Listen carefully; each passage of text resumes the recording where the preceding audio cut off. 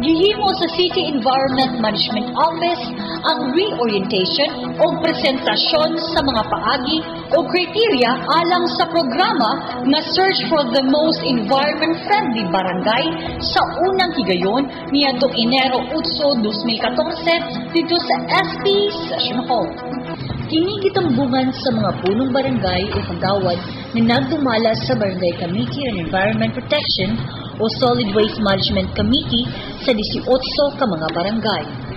Ang presentasyon sa Mount Search gisugdan sa paghatag ni Environment Management Specialist Arthur Batumalake o background sa pagkatukod sa buhatan sa SEMO o ang mga panghitabo nga nagdala sa pagkausab sa lakat sa panahon kung climate change sama sa nahitabo sa tulo ka isla dito sa Pasifiko na hinay-hinay nga nilubog gumikan sa climate change o guban pa.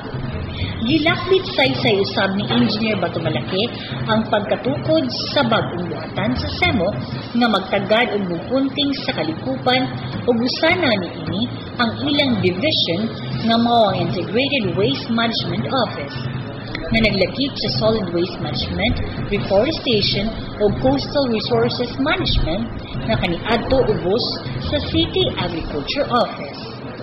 Ang programa sa SEMO karon naglakip sa Solid Waste Management gawas sa solid waste o gilangkuban sa nasugdan nga mga proyekto sa ihawan, rainwater collector sa terminal, wastewater treatment sa City Health Office ug Eco Center ug uban pa. Ang bago usab nga programa nga ikatuman niya ug nasugdan sa merkado publiko mao pagpatuman sa No Plastic Day. Ang paglusad sa Search for the Most Environment-Friendly Barangay may usa ka pagpadako o pagpalapad sa programa na gisugdan sa mga eskwelahan pinaagi sa DepEd family bilang partner ni ining kalihukan pinaagi sa Search for the Most Sustainable and Eco-Friendly School. Ang criteria sa Search for the Most Environment-Friendly Barangay 2014 mao kining mosunod. Una, pro-environment programs, nagilangkuban sa education, advocacy programs, 25%, greening program, 15%, ug solid waste management program, 30%, sa total na 70%. Ikaduha, special programs. Ang barangay adunay mga plano sa pagpatuman sa proyekto kabahin sa kalikupan, 10%.